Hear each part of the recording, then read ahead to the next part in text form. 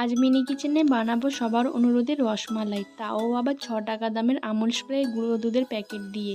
আমি একটা প্যাকেট নিয়ে নিয়েছি, ওটা কেটে যতটা পরিমাণ আমি বানাবো গুঁড়ো দুধটা নিয়ে নিয়েছি। তারপর এর মধ্যে সামান্য পরিমাণ বেকিং পাউডার আর সামান্য পরিমাণ ঘি দিয়ে মেখে নিয়েছি। তারপর অল্প অল্প ডিম দিয়ে আমি এটাকে ভালো করে মাখবো যতক্ষণ না এটা ভালো করে নরম হয়।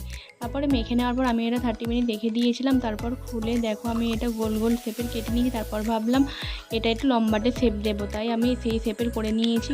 আজ আমি এই 6 টাকা দামের গুঁড়ো দুধের প্যাকেটটা দিয়ে পুরো রেসিপিটা কমপ্লিট করব। এদিকে রসটা বানানোর জন্য আমি কড়াতে জল দিয়ে দিয়েছি। জলটা গরম হয়ে আসলে আমি বাকি যে গুঁড়ো দুধের প্যাকেটটা ছিল সেটা দিয়ে দিয়েছি। দেওয়ার পর চিনি দিয়ে দিয়েছিলাম, একটা এলাচ দিয়ে দিয়েছি আর একটু তেজপাতা দিয়ে ভালো করে ফুটে আসলে আমি মিষ্টিগুলো দিয়ে দিয়েছি। দেখো এটা আগের থেকে কতটা ডাবল হয়ে গিয়েছে ফুলে, আর খুবই সফট হয়েছে, খেতে তো খুবই ইয়াম্মি হয়েছে। দেখা হচ্ছে নেক্সট রেসিপি নিয়ে। ভালো লাগলে লাইক, কমেন্ট, শেয়ার, সাবস্ক্রাইব।